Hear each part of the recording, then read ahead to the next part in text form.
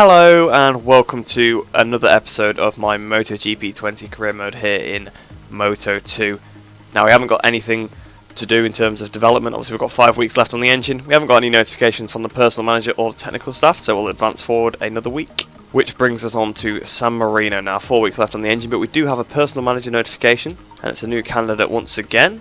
Oh, A++! Wow, okay. Well, I'm thinking about maybe going for that one. They give us a lot more money compared to what we already have, and I quite like that. Quite like the prospect of that, and it's only another 52,000 annually, so I think I will.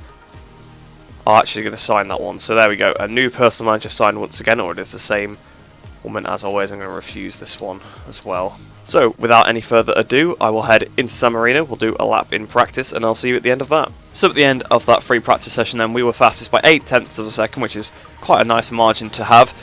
I remember last year in Moto 3 we had a very good pace in Misano, and obviously there was all the weird crashes. I think we won by about 6 seconds in the end in that race. Obviously most of that was down to lots of my rivals crashing out at Rio. Hopefully there has been quite a few patches since that episode, so I'm hoping that that bug where they just crashed there isn't a thing anymore. But I wouldn't be surprised if we see a few crashes there in the race. So we're here now then in qualifying, heading on to the consumption check, putting a new set of softs on, putting the fuel down to 4 laps, and we'll head out onto the track. Coming up towards the line and to start our qualifying lap here in San Marino.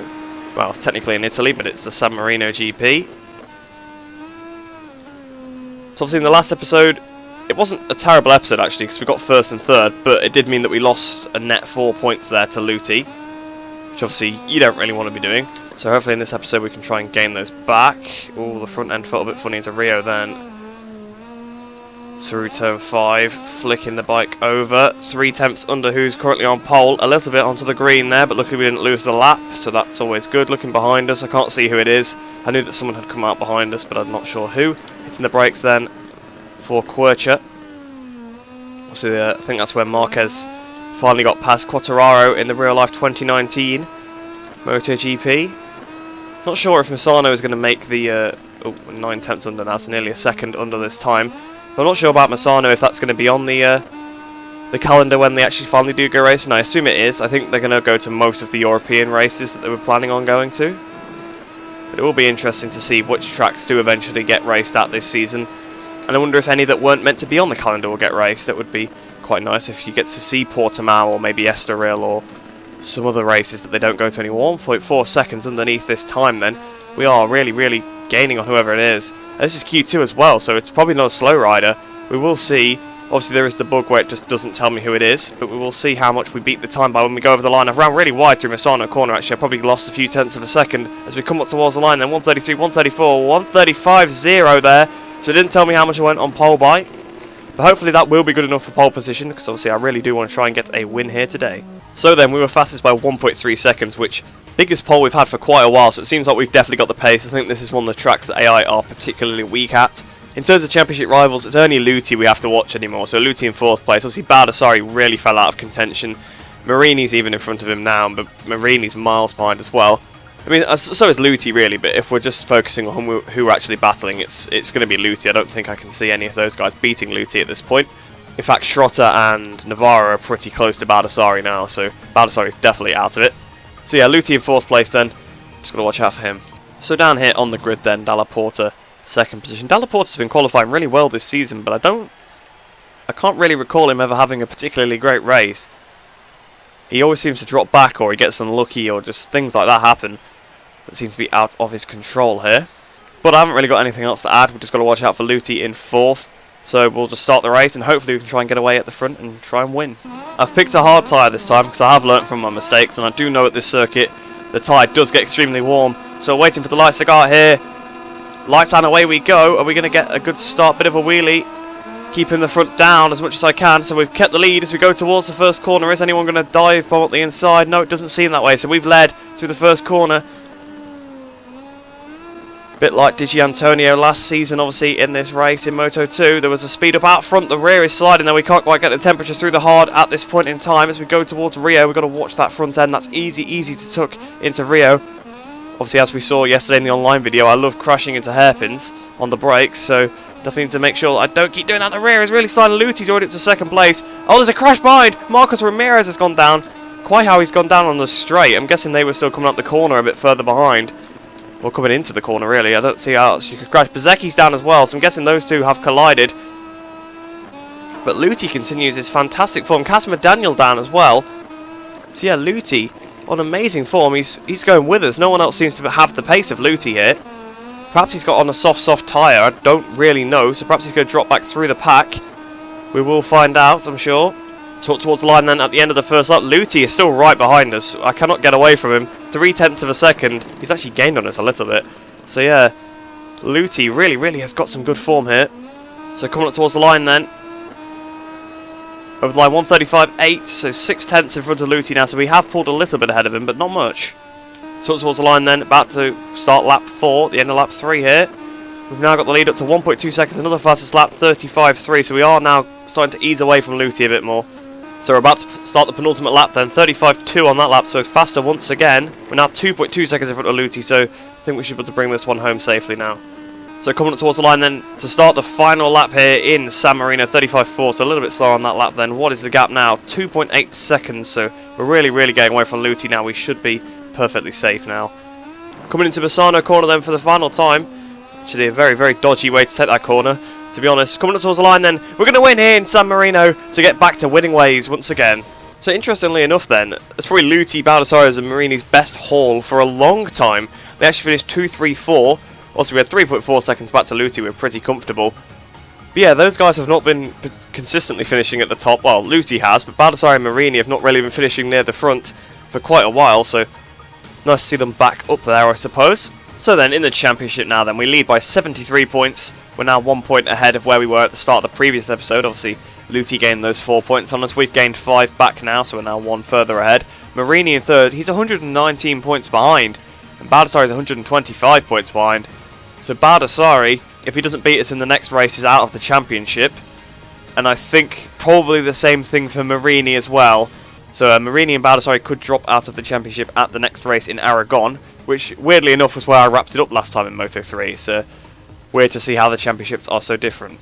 In the team's championship then, we put our lead back up to 99 points ahead of Intact GP in second. Skyvl 46 in third place, 233 points behind. So our team and Intact GP have been the most consistent by far. We are so far in front of everybody else. So we'll head into Parc Fermé and the Career Hub then now and see what we've got to do between now and the next race in Aragon. So yes then, another win under our belt here in this championship. We've definitely got the most wins of the season. But Luti came second to us once again. So Luti has been doing fantastically the last few episodes. Probably the last like 4 episodes. Luti has been absolutely amazing. He's been beating us consistently. He's been finishing second to us when he can't beat us. He really has been the most fierce opponent we've had. It's just such a shame he had such a poor start to the season. Okay, so reputation, we gained 0, apparently. Quite why that is, I'm not sure what has happened here, why we've got 0 reputation, but okay, I'll roll with that I suppose. At least we're still getting paid. We've got 6,028 credits, which brings us up to 184,230, but quite why we didn't gain any reputation, I have no idea. Very strange. So then, with nothing left to do, we can just advance to the next week, and that'll take 1 more week off the engine. And here we are at Aragon, but we've got another notification on the personal manager front. So it's just another A grade trying to apply. Not too bothered, but I'll leave them for now. And then we've got technical staff as well, so both of them are applying again. So non-name, non-surname, applying with a really good electronics package. I remember there was one I was saving, quite a good aero specialist, and then data analyst on this side. So very good on the frame, not so good on the engine. I think this was the best one we had. This so keep this person. And then on this side, obviously we need a good electronics person. But they are awful on the frame, that's the only problem, you see. It takes the frame down 50, or just bring up the electronics a massive amount. So I think we'll hang on, really. They all seem to lose in big areas. I think it's because the people we've got are quite good on certain areas, probably why. They're not obviously going to, I suppose they can only be experts in one area. I'm thinking probably the electronics is going to be, I don't know how important it's going to be in MotoGP, probably not as important as in Moto2, since you already have the full electronics, but I might need them anyway, quite a bit, so we'll definitely have to try and get a decent electronics person. But we'll leave it for now, we've still got quite a few races to decide what we're going to do with that. So without further ado, I will head into Aragon, and I'll see you after I've done my lap in practice. So then, at the end of that free practice session, we were 2 tenths in front of Baldassarri in second and Luti in third, then was 3 tenths behind. So it seems like those two in this episode are really, well, Luti's already been doing really well, but Baldassarri seems to have found his form a little bit again. Obviously, he threw 50 points away in the last episode, so I'm guessing he doesn't want to do that again. But obviously, if I beat him here, or if we both score nothing, unfortunately for Baldassarri, he is actually mathematically out of the championship. Obviously for Marini there, he's down in 6th place. Obviously it is only practice, but it looks quite likely that he'll also be kicked out of the championship in this round. Unless he scores within 6 points of me and or beats me, of course, he'll drop out. But if he doesn't drop out in this one, he's pretty much guaranteed to drop out in the next race. So we're here now then in qualifying in sunny Aragon in the scorching desert of Spain. We've put on the fresh soft softs, we've put the fuel down to 4 laps, let's go out and let's set pole position. Well, I hope it's good enough for pole position anyway, so as we come towards the final corner, obviously we were fastest in practice after 1 lap, so that's usually quite a good sign. Obviously I am quite used to the bike as well now after obviously doing a full race distance here. Well, at Misano we did a full race, obviously, well 6 laps, but full race for career mode that is. I might up the length of the races in MotoGP, I'm not 100% sure, might start doing 50% races perhaps. Have to let me know what you think, because I'm also probably going to start doing 1 race per episode when I go to MotoGP as well. But do let me know what you think of that kind of thing, because obviously once we get there I don't want to get through that too quickly, because I have got some stuff planned for the 2nd season of it, but I'm not going to see what that is exactly, but there will be some mods involved. So out of this corner then, flicking the bike over through turn 6. We've got nearly 2 tenths under the time already. We were like this in the practice session as well. We were fastest in the 1st sector, then we dropped back in the 2nd, pulled some time back in the 3rd, but it wasn't enough to go fastest. And then in the 4th we actually pulled the time back and took the top honours, obviously the top spot. We went from about 2 tenths behind at the end of this sector to about half a tenth behind or something like that in the sector after. I'm really bad at turn 10, that's probably the main issue of this sector for me. I'm guessing it'll also be a personal best here. No, actually gained even more time, actually 3 tenths under it, so we break for turn 12 then. Tricky little corner, not particularly a fan of that corner, but you know, you just got to get over it. That is the famous Danny Pedrosa traction control corner as well. Very odd incident, that one. Very, very unfortunate for, well, for Danny, I suppose. For Mark it didn't really matter because he still won anyway.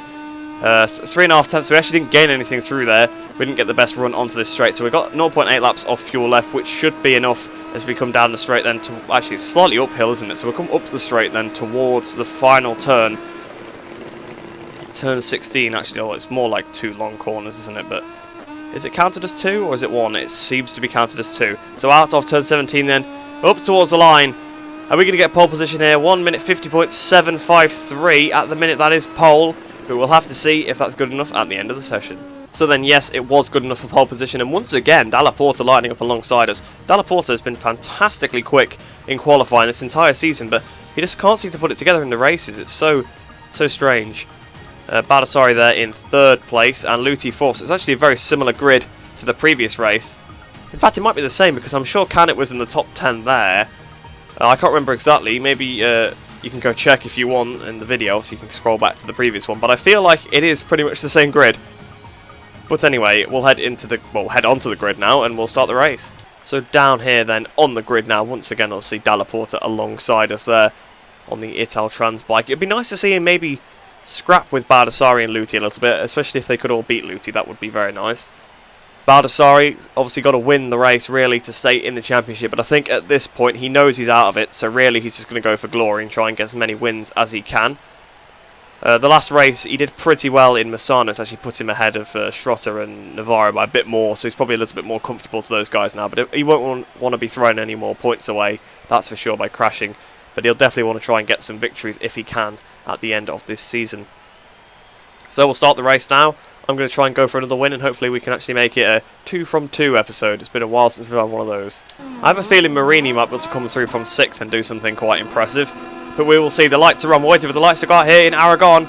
Lights, and away we go. Oh, bit of a wheelie off the start. Actually not the best start from me. That might affect my run into turn 1. No, we've actually kept the lead. I looked over to make sure they weren't going up the inside, but we have kept the lead through the first corner. There's been a crash behind. Augusto Fernandez is down, and someone else as well, skittling through the gravel with him. Well, not through the gravel, through the off-track. It's not going to tell me who it is, so we'll have to find out later on. So it could be Luti, it could be I don't think it's Baldassarri actually, because I'm sure I could still see Baldassarri there, but it might be Luti. Well, it's probably not, because I don't think Fernandez was that close to him on the grid, if I'm honest. We'll probably find out that Luti's right behind us in a second. Looking behind, but Schrotter's actually up to second. Very interesting. So Schrotter's had a great start there. I think he in fact started behind Luti, so GG's to Schrotter there. Obviously a bit like in Silverstone, where he wasn't particularly making Luti's life easy for him for this championship, although I suppose he knows at this point Luti hasn't really got a chance. It's been a crash behind. Bezecchi's down again. Bezecchi, how many more races is he going to crash in? He's crashed so many of them. Casper Daniel down as well. I'm sure those two had some sort of crash together in the previous race. So, yeah, I don't think they'll be on each other's Christmas card list come the end of the year, that's for sure. So as we come towards turn 12, Bastianini now second. Okay, what is going on in this race? Through turn 12 then. Bastianini's not been particularly near the front. Obviously, I think we battled with him in Kimi-Ring and in Brno, but I don't think I've particularly seen him much of the season other than that. He might have beat us at Austin as well. So usually when we're having a bit of an off day, he's with us, but this time he's come up to the field with us near the front. I think I can actually see Luti in third place there, so I don't think Luti was caught up in Fernandez's crash. So obviously the last time we raced here in Moto 3, I did win the race and actually the championship here as well. Obviously that's not going to happen today, but we might be able to win the race still, which would be quite a nice thing to do. Well, you know, to get some more points in the championship over Luti, especially since he's not in second behind us right now, and it looks like Bastianini's getting away from the people behind. So where is he? He is in... Well, Lowe's is up to 4, so maybe Lowe's will try and get a surprise victory again. Not sure where Luti is. Actually, he might have been collecting that crash, you know. I don't see him anywhere. So as we come up towards the line at the end of the second lap, we have really left Bastianini behind. I suppose it's because usually we're trying to get away from Luti and Baldassarri, they're the fastest AI in sort of Moto 2. But this time they're not near the front, so it's actually probably a bit easier to pull the gap out. A little bit like it was to sort of like Lopez back in Kimi-Ring in Moto 3. So as we come up towards the line and start the penultimate lap, I know Luti must have been involved in something because I saw that he was battling for about 20th on the overtake indicator. So we're just on a 1:51.0, so fastest up of the race. Schrotter still in third there, Lowe still in fourth, Nagashima fifth, Corsi in sixth place. So really odd scenes here. I'm guessing Fernandez's crash really mixed up the pack, but it's nice to see Simone Corsi on the MV Agusta in a pretty decent position. So coming up towards the line then to start the final lap of the race here, 51.6, a bit slow on that lap. What is 2.8 seconds? So Bastianini to set the fastest out at 1:50.9. So Bastianini's coming now that I've knocked my pace off a little bit, but he's not got enough time to catch up from that far behind. But Bastianini, where has that pace been the entire race? Really, I am surprised. So coming towards the final turn then, Bastianini continued to chip away at us on this lap actually. Don't know what it is with the AI, they just seem to up their pace so much towards the end. It's like as if they're saving tyres from the start, which makes no sense. Nagashima's just done Lowe's there, up into third place, and Corsi up to fifth. Over the line, 51.6 on the final lap, and we win here in Aragon once again. Yeah, so a fantastic race performance there, right at the end by Enea Bastianini in second place with a 1:50.9. Only 2.4 seconds behind at the end, so he actually took quite a bit out of us towards the end of the race, but just wasn't enough. Nagashima ended up third then with Lowe's in fourth, Corsi in fifth, so a very weird top five. Well, Nagashima's sort of been there a few times this season. Obviously Lowe's did win that one race in Brno, but other than that, Bastianini and Corsi have not really been this high before. So Marini finished 10th, so he's going to be out of the championship then. And where did the others finish? Luti finished 20th, so we gained 25 points on Luti there. That's a massive swing in the championship, it must be said. And Baldassarri retired then, so I'm guessing Fernandez's crash took them both out, made Baldassarri retire, but it obviously allowed Luti to continue, but he didn't get any points anyway.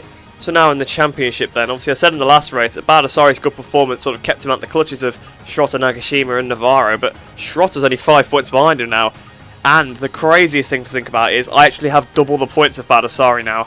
And there was a point where he was about 25 points in front of me, which is such a weird swing in the championship. We've now got a 98-point lead ahead of Tom Luti in second place, so it's all about bringing it home. If we beat him in the next race, we are the world champion, I believe. So that took a turn very quickly, which I didn't expect, because it seemed like, oh yeah, it's going to probably go down to about 3 to go.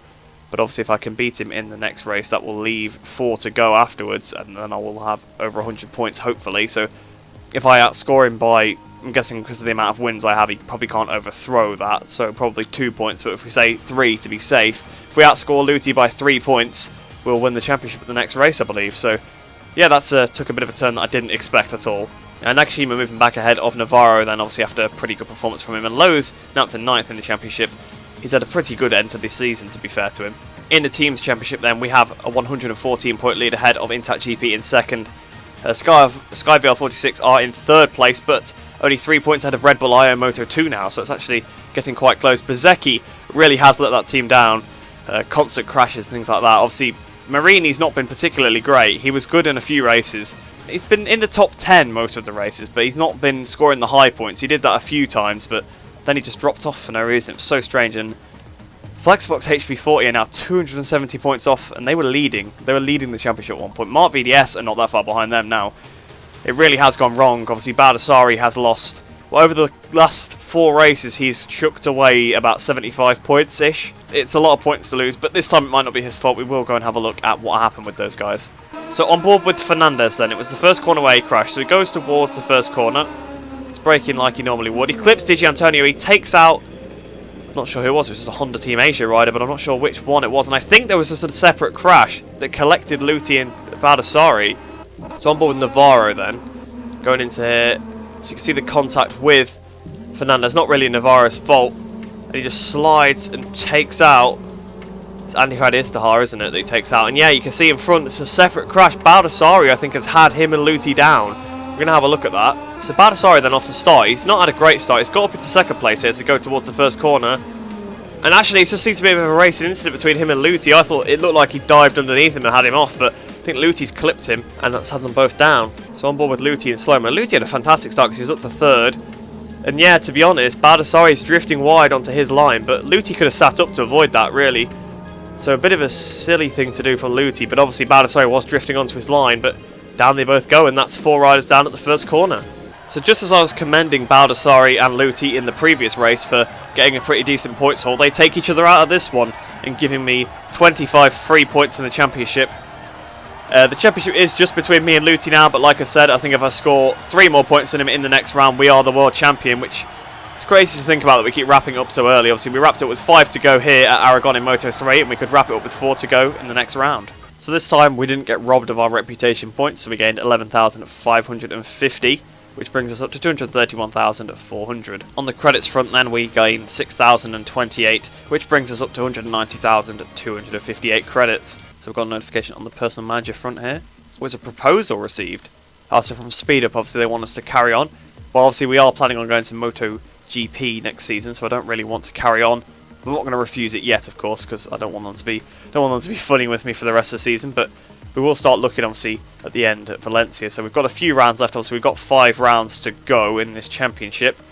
Like I said, obviously, we can win it at the next one. That leaves 4 left. If we have a 100-point lead heading out of Chang, we win the championship, of course. And then if we don't win it at Chang, we're pretty much guaranteed to win it in Motegi. But with nothing else to do, that's the end of this episode. So I hope you have enjoyed that one. Took a very different turn in the championship than I thought. Obviously, we gained 5 points in the first race, 25 in the second. So we gained 30 points in this episode over Luti, which puts us in a position to win the championship at the next round in Thailand. If we beat him by 3 points, we'll have a 101 point lead and he can't beat us, because I'm not sure about the number of victories for the pair of us. I feel like I've had quite a few, but actually when I look back, they're probably, with 5 races to go, would still technically be enough. There'd be enough races where if he won them all, then even if we tied, if he got the 4 wins in a row, that might put him in front of us. But I don't think that's the case. So I think even if we're outscoring by 2 points, we will win the championship. Not 100% sure, of course. But like I said, I hope you did enjoy that episode. I hope you enjoy the rest of your day. Hope you're all staying safe, and I shall see you in the next video.